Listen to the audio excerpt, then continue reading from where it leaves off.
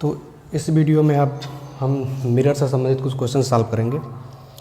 जैसे कि आपके बोर्ड पे 5 क्वेश्चंस दिख रहे हैं, इन पांचों क्वेश्चन को सॉल्व करने की कोशिश करता है।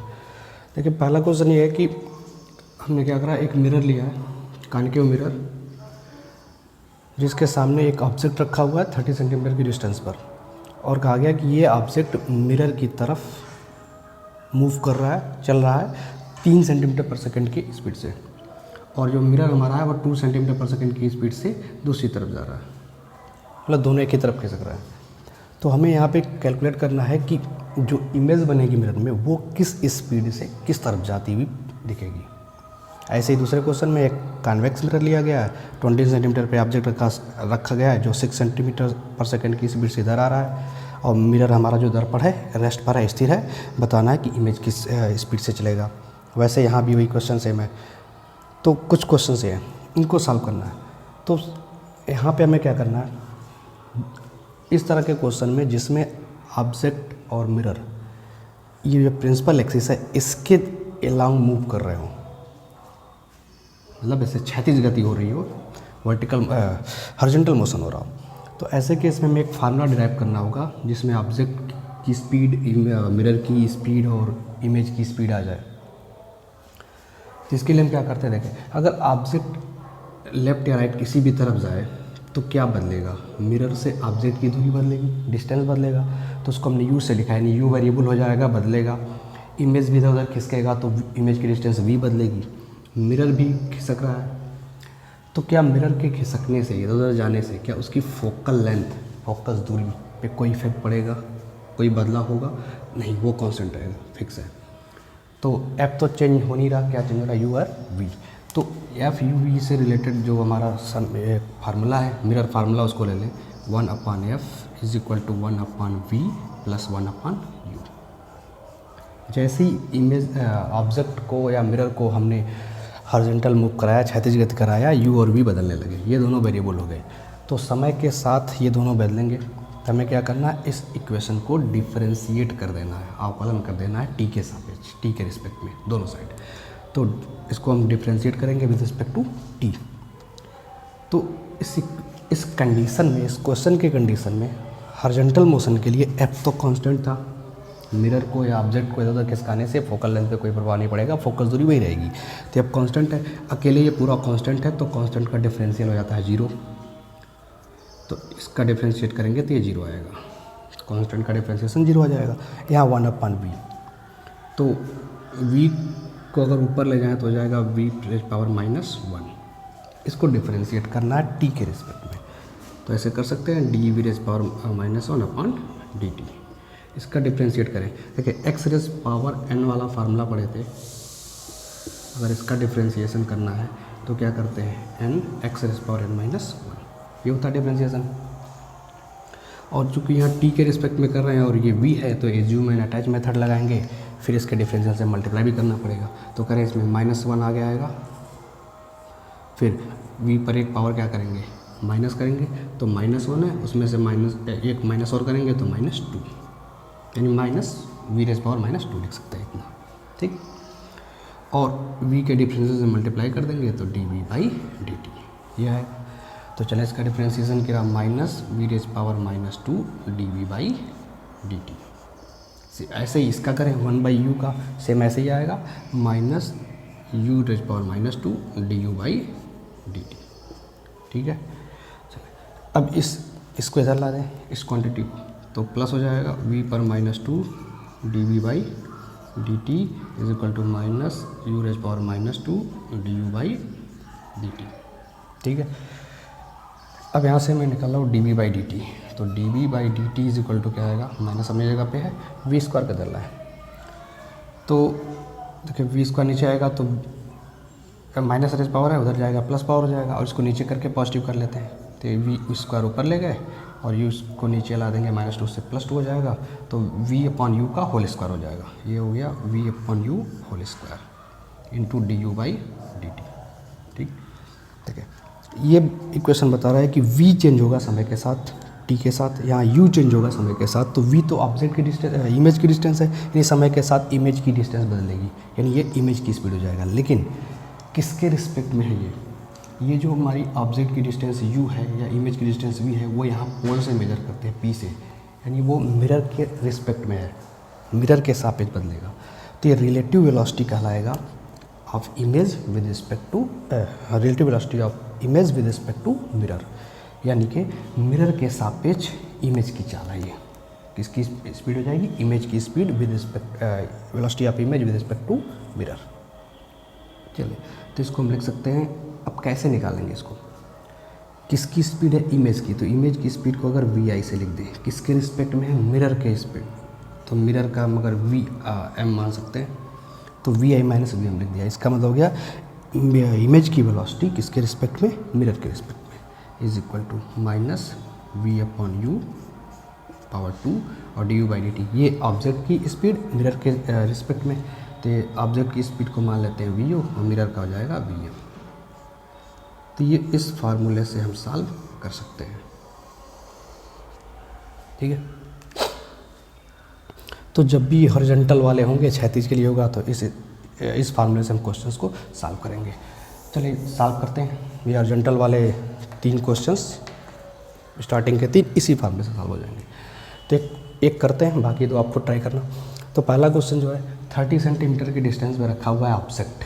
तो यहाँ से u की वैल्यू कितनी हो जाएगी? u देखिए, चिन्ह परिपाटी याद करें, साइन कन्वेंशन। तो साइन कन्वेंशन में कहा गया था कि अगर डिस्टेंस को पोल से मेजर करना है और अगर इंसिडेंट रे के अपोजिट चला गया, विपरीत चला गया, तो क्या हो जाएगा? नेगेटिव। तो पोल से ऑब्जेक्ट की तरफ आएंगे 30, इधर इंसिडेंट रे जाएगा उधर ऑब्जेक्ट से मिरर की ओर, तो अपोजिट है नेगेटिव। तो यू क्या हो गया? Minus 30 centimetre. वी पता नहीं, ज्ञात करना है। और उसके बाद एफ फोकल लेंथ, तो 20 दिया है, पॉजिटिव या नेगेटिव। तो मिरर कौन सा है? अवतल है, कॉन्केव है, तो इसका फोकस इस साइड होगा। तो पोल से फोकस की तरफ आएंगे, ये भी अपोजिट हो जाएगा, यानी नेगेटिव। तो माइनस 20 सेंटीमीटर। वी हम इससे कैलकुलेट कर सकते हैं। फार्मूला हमारे पास क्या है? 1 upon F is equal to 1 upon V plus 1 upon U. F की वैल्यू रखेंगे -20, वी कैलकुलेट करना है, और यू का नेगेटिव रखेंगे, माइनस हो जाएगा 1 अपॉन 30। यहाँ से 1 अपॉन वी की वैल्यू सॉल्व कर लें, तो आप सॉल्व करें आएगा -1/60, ठीक। That is V is equal to क्या आएगा? -60 सेंटीमीटर। -60 आ गया, यानी 60 सेंटीमीटर। तो माइनस ये बता रहा है कि इमेज भी कहाँ होना चाहिए? लेफ्ट साइड में। राइट में तो पॉजिटिव आता, लेफ्ट में तो नेगेटिव आ रहा है। इसका मतलब इमेज रियल है और कहाँ है? लेफ्ट साइड में। तो हमने इमेज की डिस्टेंस पता कर ली। अब इस फार्मूले से हम स्पीड कैलकुलेशन कर सकते हैं। तो इस फार्मूले में जैसे ही वैल्यू पुट करेंगे, देखें वी आई इमेज की स्पीड कैलकुलेट करना है, तो वी आई कैलकुलेट करना है माइनस वी एम मिरर का, मिरर कहाँ है? यहाँ। किस स्पीड से? 2 सेंटीमीटर पर सेकेंड। राइट जा रहा है या लेफ्ट जा रहा है? तो यहाँ पे राइट जा रहा है। तो अब 2 डायरेक्शन हो गए, राइट और लेफ्ट। तो इसमें एक डायरेक्शन को पॉजिटिव मानना है, एक को नेगेटिव मानना है। किसी को पॉजिटिव मान सकते हैं, किसी को नेगेटिव मान सकते हैं, लेकिन पूरे क्वेश्चन में वही डायरेक्शन माननी है। तो अगर मान लें हम राइट साइड को पॉजिटिव मान के चलते हैं, तो 2 सेंटीमीटर पर सेकेंड की जो स्पीड है राइट साइड में, ये पॉजिटिव हो जाएगा वो, तो उसकी वैल्यू रखेंगे 2। ये माइनस फार्मूले का ये रहेगा, +2 रखा, is equal to minus V की वैल्यू -60, यू की वैल्यू माइनस कितना था? 30 होल स्क्वायर। आगे वी ओ ऑब्जेक्ट की स्पीड कितनी है? 3 सेंटीमीटर पर सेकेंड। इसमें इंटू जगह कम है, नीचे लिख दे रहे हैं इंटू 3 सेंटीमीटर 3 राइट साइड में जा रहा है, तो पॉजिटिव माना था, राइट को पॉजिटिव मानेंगे। माइनस वी एम मिरर की, मिरर फिर से मिरर कहाँ जा रहा है? 2 राइट साइड, तो भी पॉजिटिव, तो माइनस तो फार्मूले का रहेगा ही, और +2 इसका, ठीक। ये हो गया। सॉल्व करें तो आएगा V I -2 is equal to, यहाँ देखिए माइनस माइनस कैंसिल, 60 का स्क्वायर करेंगे 3600 और 900, 0 0 कैंसिल, 4 आ गया, और ये 1 इसके ब्रैकेट में आएगा 1, 3 - 2 1, तो 4 आ गया, ये -4। V I is equal to, उसको ले जाएंगे +2, कितना आएगा? -2 सेंटीमीटर पर सेकेंड। देखिए माइनस आने का क्या यहाँ पर अर्थ है, क्या मीनिंग है? हमने राइट साइड को पॉजिटिव माना है, तो नेगेटिव मतलब लेफ़्ट साइड, यानी 2 सेंटीमीटर पर सेकेंड की स्पीड से जो हमारा इमेज होगा वह हमें मिरर से दूर जाता हुआ दिखेगा। ठीक, इस तरह से आप ये क्वेश्चन नंबर 2 और 3 सॉल्व कर सकते हैं। सेम क्वेश्चन है, थोड़ा सा वैल्यूज चेंज हो गई हैं बस। ठीक है, जो क्वेश्चन नंबर 3 है, एक्चुअल में ऐसे बुक्स में ऐसे था कि एक कार के अंदर एक आदमी बैठा है, पीछे से एक आदमी दौड़ता हुआ आ रहा है, तो उसके अंदर जो मिरर रखा हुआ है 2 मीटर उसकी वक्रता त्रिज्या है, centre of radius of curvature 2 metre है। तो उसमें कहा कि अगर दौड़ने वाला आदमी 9 मीटर के डिस्टेंस पे है तो मिरर के अंदर उसकी इमेज की स्पीड क्या होगी, इस तरह का क्वेश्चन था। तो सॉल्व कर सकते हैं।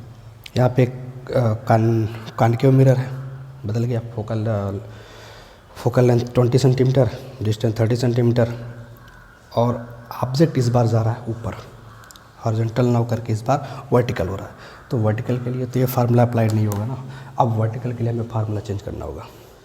चले, तो फार्मूला चेंज करने के लिए चेंज करते हैं। जैसे ही ऑब्जेक्ट अब ऊपर नीचे जाने वाला हो, ऑब्जेक्ट ऊपर जाएगा तो हो सकता है इमेज भी ऊपर जाए या नीचे जाए। ऐसे केस में हमने मिरर को क्या करा, रेस्ट पर रखा गया है। ऐसे केस में अगर मिरर रेस्ट पर है, ऑब्जेक्ट ऊपर नीचे जा रहा है, क्या बदलेगा, यूवी। अगर ऑब्जेक्ट यहाँ का यू हो गया 30 सेंटीमीटर है, ऑब्जेक्ट ऊपर ले जाएं या नीचे ले जाएं, यू तो 30 रहेगा, यू कांस्टेंट, यानी यू और वी इसमें नहीं बदलने वाले। तो किस चीज़ को वेरिएबल माने, तो यहाँ पे हमें याद होगा लीनियर मैग्नीफिकेशन, जहाँ इमेज की साइज़ और ऑब्जेक्ट की साइज़ लेते थे, तो उसका हम यूज़ करेंगे।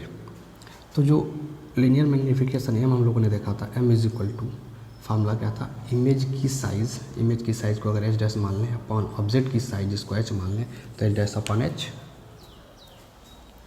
इज इक्वल टू फार्मूला था माइनस वी अपॉन यू। ठीक, इस फार्मूले का यूज़ हमें करना होगा।